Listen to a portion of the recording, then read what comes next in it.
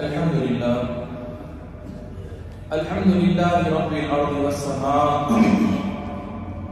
حثنا على البر والعطاء ووعدنا على ذلك أعظم الجزاء وأشهد أن لا إله إلا الله وحده لا شريك له يعطي بلا طلب أو مسألة وأشهد أن سيدنا ونبينا محمدا عبد الله ورسوله أجود بالعطاء من الريح المرسلة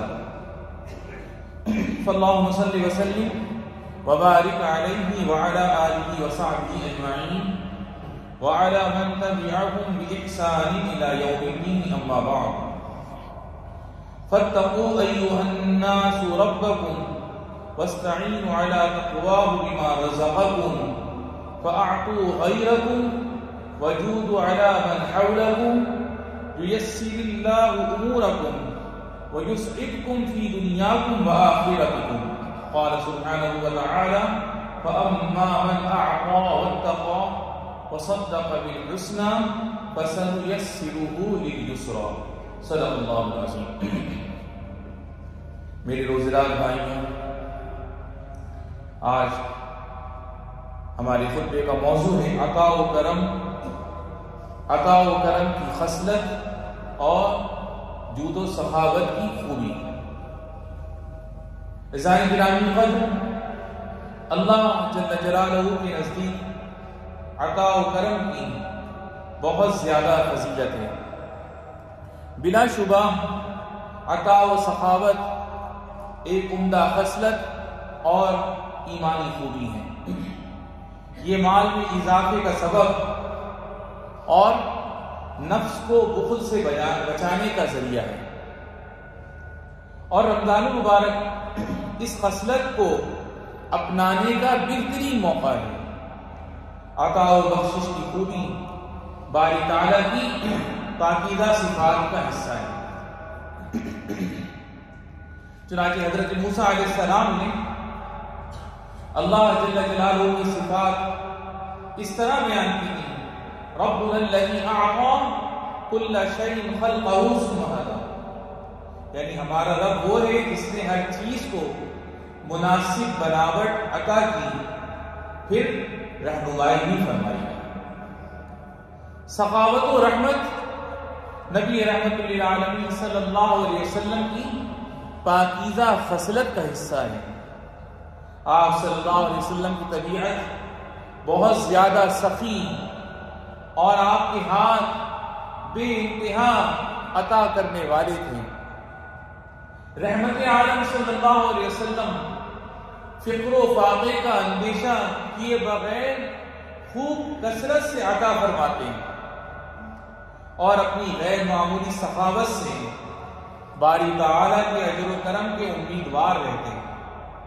سیدنا جابر رضی اللہ تعالیٰ عنہ فرماتے ہیں حضرت صلی اللہ علیہ وسلم سے جب بھی کسی چیز کا سوال کیا گیا تو آپ نے فوراً وہ چیز عطا فرما دی اور کبھی لا نہیں کہا، یعنی عطا کرنے سے کبھی انکار نہیں فرمایا.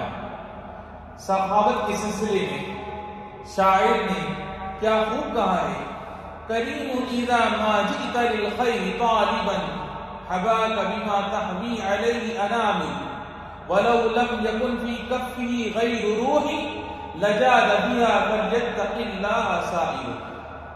یعنی وہ ایسے کریم ہیں کہ جب بھی تم خیر کے طلبگار بن کر ان کے پاس جاؤ گے تو وہ اپنا سب کچھ تمہیں عطا کر دیں گے، اور اگر اپنی جان کے علاوہ کوئی اور چیز ان کے پاس نہ ہو تو وہ سائل پر اپنی جان بھی نچھاور کر دیں گے. سبحان اللہ. اس لیے مانگنے والوں کو ڈرنا چاہیے اور ان سے مانگنے میں احتیاط کرنی چاہیے. بلا شبہ نبی رحمت صلی اللہ علیہ وسلم خود بھی غیر معمولی سخاوت فرماتے اور اپنے متعلقین کو بھی عطا و بخشش کی ترغیب دیتے رہتے ہیں. چنانچہ آپ صلی اللہ علیہ وسلم نے ام المؤمنین سیدہ عائشہ صدیقہ رضی اللہ تعالیٰ عنہ سے فرمایا اعطی ولا تعصی، یعنی بغیر جوڑے اور بلا حساب عطا کرتی ہو۔ صحابہ کرام علیہم الرضوان نے بھی حضرت صلی اللہ علیہ وسلم کی مکمل پیروی کی اور دل کھول کر اللہ کی راہ میں خرچ کیا، کیونکہ انہیں علم تھا کہ راہ خدا میں خرچ کرنے کا بہت زیادہ اجر ہے، اور جود و عطا والے بندے اللہ تعالیٰ کو بے انتہا محبوب ہوتے ہیں۔ چنانچہ نبی کریم صلی اللہ علیہ وسلم سے دریافت کیا گیا، یا رسول اللہ صلی اللہ علیہ وسلم، باری تعالیٰ کے نزدیک سب سے زیادہ محبوب بندے کون ہیں، اور اس کے نزدیک سب سے زیادہ پسندیدہ عمل کون سا ہے؟ تو آپ صلی اللہ علیہ وسلم نے فرمایا احب الناس الى اللہ انفعهم للناس واحب الاعمال الى اللہ سرور تدخل على مسلم او تكشف عنه كربا او تقضي عنه دينا او تطرد عنه جوعا ولأن امشي مع اخي في حاجة احب الي من ان اعتكف فی هذا المسجد شہرا، یعنی مسجد المدینہ۔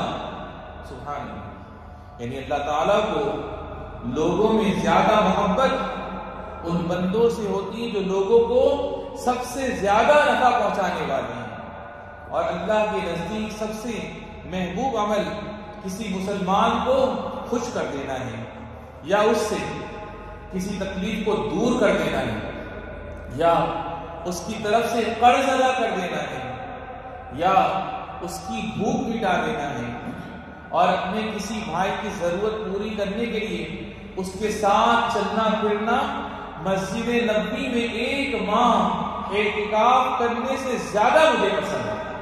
سبحان اللہ۔ عطا و سخاوت کرنے والوں، اس وقت آپ رحمت و کرم کے مہینے میں، اس لیے خوب جم کر عطا و کرم کیجیے۔ اس کی بہت سی صورتیں ہیں اور اس کے مختلف میدان ہیں۔ چنانچہ کسی مسلمان سے مسکرا کر ملنا بھی ایک عطیہ ہے، اچھی گفتگو بھی ایک عطیہ ہے، اپنے گھر والوں کے ساتھ احترام و شفقت کرنا بھی ایک عطیہ ہے، دوسروں کے ساتھ بھلائی بھی عطیہ ہے، بلکہ لوگوں سے مصیبت اور تکلیف کو دور کر دینا بھی ایک کرم اور عطیہ ہے۔ عطا و سخاوت کی ایک صورت وقف بھی ہے، یعنی جو ثواب کی نیت سے کوئی چیز اللہ کے لیے وقف کر دینا، یہ ایک صدقہ جاریہ ہے۔ نبی کریم صلی اللہ علیہ وسلم کا ارشاد ہے، ان مما يلحق المؤمن من عمله وحسناته بعد موته علما علمه ونشره وولدا صالحا تركه ومصحفا ورثه او مسجدا بناه او بيتا لابن السبيل بناه او نهرا اجرا او صدقه اخرجها من ماله في صحته وحياته يلحقه من بعد موته، یعنی بلا شبہ مومن کو اس کے جن اعمال اور اس کی جن نیکیوں کا ثواب اس کی موت کے بعد بھی اس کو پہنچتا رہتا ہے، ان میں سے کچھ یہ ہیں وہ علم جو اس نے لوگوں کو سکھایا اور پھیلایا، وہ نیک اور صالح اولاد جنہیں چھوڑ گیا، یا وراثت میں قرآن مجید چھوڑ گیا، کوئی مسجد بنا گیا، یا مسافروں کے لیے کوئی مسافر خانہ بنوا دیا، یا کوئی نہر جاری کر دیا، یا اپنی زندگی اور اپنی صحت کی حالت میں اپنے مال سے کوئی صدقہ نکال دیا تھا، تو ان چیزوں کا ثواب اس کے مرنے کے بعد بھی اسے ملتا رہے گا۔ سبحان اللہ۔ اپنے مال کی زکوٰۃ دینا بھی عطا و کرم میں شامل ہے۔ زکوٰۃ کو باری تعالیٰ نے مالداروں پر فرض کیا ہے تاکہ بندوں کی نیکیوں میں خوب اضافہ ہو اور ان کے اموال میں خوب خیر و برکت ہو۔ خدا عز و جل کا ارشاد ہے، وما آتیتم من زکاۃ تریدون وجہ اللہ فاولئک هم المضعفون۔ یعنی اور جو زکوٰۃ دو گے اس سے اللہ کی رضا طلب کرتے ہوں گے تو ایسے لوگ اپنی دی ہوئی کو اللہ تعالیٰ کے پاس بڑھاتے رہیں گے۔ اللہ تعالیٰ سے دعا ہے کہ وہ ہم کو عطا و کرم میں پیش قدمی کی توفیق دے دے اور بھلائی کی طرف سبقت کرنے والوں میں شامل فرمائے۔ ہمارے صدقات و عطیات اور ہمارے تمام نیک اعمال کو قبول فرما لے اور اپنے اس فرمان پر عمل کی توفیق عطا فرما۔ یا ایھا الذین آمنوا اطیعوا اللہ واطیعوا الرسول واولی الامر منکم اقول ما سمعتم واستغفر اللہ لی ولکم۔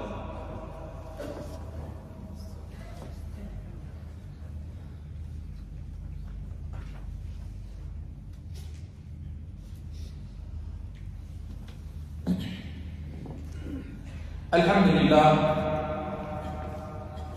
لله الذي شرع لعباده من الطاعات ما يقربهم إلى رضوانه ويرفع منازلهم في جناته، والصلاة والسلام على سيدنا ونبينا محمد خاتم المرسلين وعلى آله وصحبه ومن اهتدى بهديه إلى يوم الدين۔ سخاوت و کرم کرنے والے مومنوں، بلا شبہ خیر کے سارے خزانے اور تمام نعمتیں باری تعالیٰ کی ملکیت ہیں۔ اس نے سخی بندوں کو اپنے خزانہ رحمت کی کنجی بنایا ہے اور اصحاب خیر کو رحمت و سخاوت کا ذریعہ بنایا ہے۔ چنانچہ رسول اللہ صلی اللہ علیہ وسلم کا فرمان ہے ان من الناس مفاتیح للخیر مغالق للشر وَإِنَّ مِنَ النَّاسِ مَفَاتِحَ لِلشَّرِّ مَغَالِقَ لِلْخَيْرِ فَطُوبَى لِمَنْ جَعَلَ اللَّهُ مَفَاتِحَ الْخَيْرِ عَلَى يَدِهِ۔ یعنی بعض لوگ خیر کی کنجی اور بھلائی کا ذریعہ ہوتے ہیں اور برائی کے قفل اور اسے روکنے کا سبب ہوتے ہیں، جبکہ بعض لوگ اس کے برعکس برائی کی کنجی اور بھلائی روکنے کا ذریعہ ہوتے ہیں۔ تو اس شخص کے لیے خوشخبری ہے جس کے ہاتھ میں اللہ تعالیٰ نے خیر کی کنجیاں رکھی ہیں، سبحان اللہ، اور اسے خیر و نیکی کا ذریعہ بنا دیا ہے۔ ایک دوسری حدیث میں نبی رحمت صلی اللہ علیہ وسلم نے ارشاد فرمایا اختصهم بالنعم بمنافع العباد یقرهم فيها ما بذلوها، یعنی اللہ تعالیٰ کے کچھ ایسے بندے ہیں جن کو اس نے بندوں کی رفع رسانی کے لیے خاص نعمتیں عطا کی ہیں، جب تک وہ ان کو بندوں پر خرچ کرتے رہتے ہیں تو اللہ تعالیٰ ان نعمتوں کو قائم و دائم رکھتا ہے۔ سبحان اللہ، خدا کریم اپنے مخیر اور سخی بندوں سے محبت کرتا ہے اور انہیں ان کے خرچ کا بھرپور بدلہ دیتا ہے۔ تو میرے دوستوں، عطا و کرم والے مہینے کو غنیمت سمجھو اور دل کھول کر خرچ کرو۔ یقیناً آپ عطا و سخاوت والے ملک میں ہیں۔ عطا و کرم کے پیکر شیخ زائد نے اس کی بنیاد جود و سخاوت پر رکھی ہے۔ چنانچہ شیخ زائد رحمۃ اللہ تعالیٰ علیہ نے بھلائی کے ہر میدان میں کام کیا، انہوں نے ہمدردی کی کوئی صورت نہیں چھوڑی اور خدمت خلق اور نفع رسانی کی ہر راہ پر چل کر دکھایا۔ شیخ زائد کے بعد ان کے تمام لائق صاحبزادے بھی ان کے نقش قدم پر گامزن ہیں۔ چنانچہ انہوں نے اپنے کرم اور اپنی سخاوت کے ہاتھ دنیا کے متعدد علاقوں تک دراز کر دیے، بس بے شمار محتاجوں کو مالا مال کیا ہے، بے شمار لاچاروں کی امداد کی اور نیکی اور ہمدردی کے بے شمار دروازے کھولے۔ الغرض انہوں نے سخاوت کا ایسا نمونہ پیش کیا جس کی مثال نایاب ہے اور جس مثال کو انجام دینا بہت دشوار ہے۔ تو میرے بھائیوں، ہم سب کو عطا و ہمدردی کی تمام صورتوں کی طرف پہل کرنی چاہیے تاکہ ہمیں اپنے رب کریم کی محبت اور خوشنودی نصیب ہو اور ہمارا معاشرہ کامیاب اور خوشحال ہو، اور عطا و خیر میں عمارات کی فیاضی اور جود و سخاوت میں اس کی سبقت و اولیت برقرار رہے۔ رب العالمین سے کیا ہے کہ ہمیں خوب خرچ کرنے والا بنا۔ اے اللہ، ہم سبھی کو اور ہمارے تمام گھر کے لوگوں کو، بہن بھائیوں کو، بیوی بچوں کو، والدین کو صحت و سلامتی اور عافیت والی زندگی عطا فرما۔ میرے والدین، میری بڑی بہن اور جتنے بھی مومنین مومنات مسلمات کی بارگاہ میں چلے گئے رب العالمین، ان سب کی بے حساب بخشش و مغفرت فرما، اور ہمیں ہمارے بیوی بچوں کو صحت و سلامتی اور عافیت والی زندگی عطا فرما۔ ھذا وصلی اللہ وسلم وبارک علی سیدنا و نبینا محمد وعلی آلہ